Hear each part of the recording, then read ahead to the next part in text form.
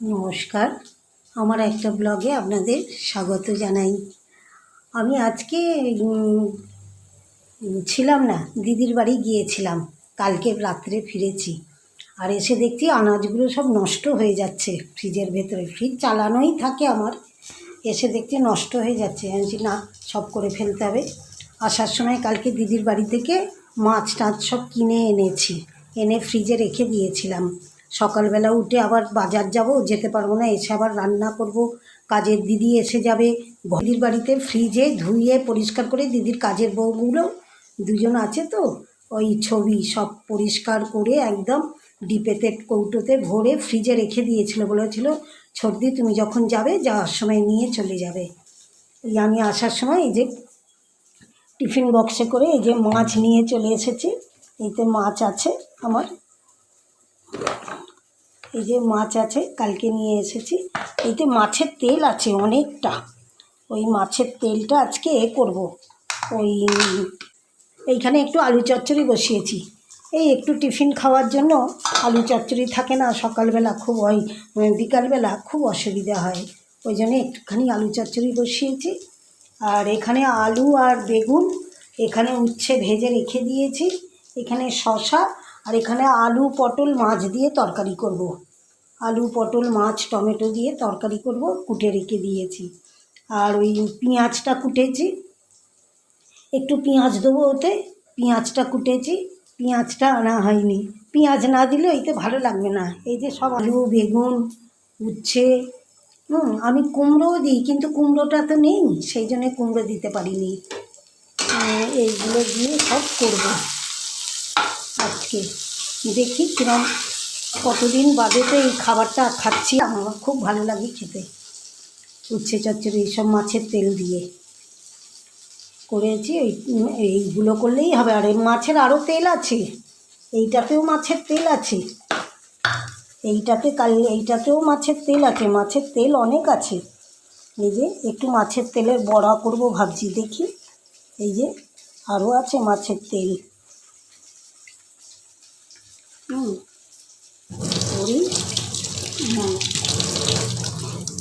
আমাদের এখানে যত সুন্দর মাছের তেল পাওয়া যায়, মাকড়দাতে অত সুন্দর পাওয়া যায় না মাছের তেল, কেন কি জানি। ওরা সব আগে থেকেই সব বিক্রি করে দেয় সকলের কাছে। কাটা আছে, পেঁয়াজ দিয়ে একটু, না রসুন দেবো না, কারণ এ তো উচ্ছে তো, ওই জন্য রসুন দেবো না, শুধু পেঁয়াজ দিয়ে করব। আলু বেগুন উচ্ছে দিয়ে মাছের তেলটা করব। অন্য অন্য সময় আমি পাঁচমিশালি করি মাছের তেল দিয়ে, খুব ভালো লাগে। কাতলা মাছের তেল ভালো লাগে, এটা কাতলা মাছের তেল না, এটা রুই মাছের তেল। মাছটাই রুই মাছ, গোটা মাছ ছিল একদম। রুই মাছ কালকে একটুখানি করা হয়েছে। আমার দিদির 2-2.5 কিলো মাছ ছিল। আমি ওই 800-র মতো আমি নিয়ে এসেছি, বাকিটা দিদির বাড়িতে রয়েছে, দিদির কাছে আছে, দিদির বাড়িতে আর কি।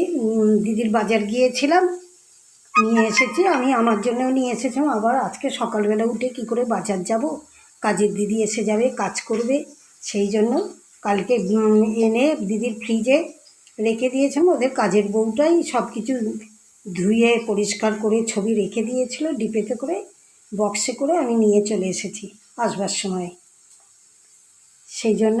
আর এই আজকে করছি, কদিন ধরেই দিদির বাড়িতে ছিলাম বলে আমি তো রান্না করতে পারিনি, আমার সব বাজার টাজার নষ্ট হয়ে যাচ্ছিলো একদম, যার জন্য এইখানে এটা ভেজেছি।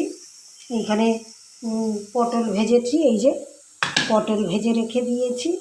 এইখানে আলুটা ভাজছি, মাছটা ভাজবো, ভেজে আলু পটল মাছের তরকারি করব। আর এখানে আছে আমার রোজের তো আমার শশা লাগেই, শশা কাটা আছে। এইখানে আদা ছেঁচে রেখে দিয়েছি। ভাতটা বসিয়েছি, এই যে প্রেসারে ভাতটা বসিয়েছি। উচ্ছে এই একটুখানি আলু চচ্চড়ি করেছিলাম তো, হয়ে গেছে আলু চচ্চড়িটা। ভাতটাকে বসিয়েছি প্রেসারে। এইগুলো করব আজকে, ঠিক করেই রেখেছিলাম যে এইগুলোই করে নেবো আজকে। আর এই মাছের তেলটা এতটা তেল তো দেবো না উচ্ছে চচ্চড়িতে, একটুখানি মাছের তেলের বড়া করে নেবো। ব্লগটা শেষ করলাম, যদি ভালো লাগে একটা লাইক আর সাবস্ক্রাইব করে দেবেন। আপনারা অনেক অনেক অনেক ভালো থাকুন, সুস্থ থাকুন, সাবধানে থাকুন। এবার দেখিয়ে দিই কী রান্না করেছি। খেতে বসেছি, এই মাছের তেল দিয়ে উচ্ছে চচ্চড়ি করেছি, আলু বেগুন মাছের তেল। আর এইখানে নিয়েছি এই যে একটা লেজা নিয়েছি, আলু পটল মাছের তরকারি করেছি। আর যে উচ্ছে চচ্চড়ি, এখানে মাছের তেলের বড়া, এই যে মাছের তেলের বড়া নিয়েছি, শশা নিয়েছি, মাছের তেলের উচ্ছে দিয়ে চচ্চড়ি করেছি সেইটা নিয়েছি, লেবু নিয়েছি, একটা কাঁচা লঙ্কা শুধু নেবো, ব্যাস হয়ে যাবে। আজকে যা যা রান্না করলাম, আর নিচেতে তো ভাত আছেই, সব দেখিয়ে দিলাম। এই যে তরকারি আছে মাছের।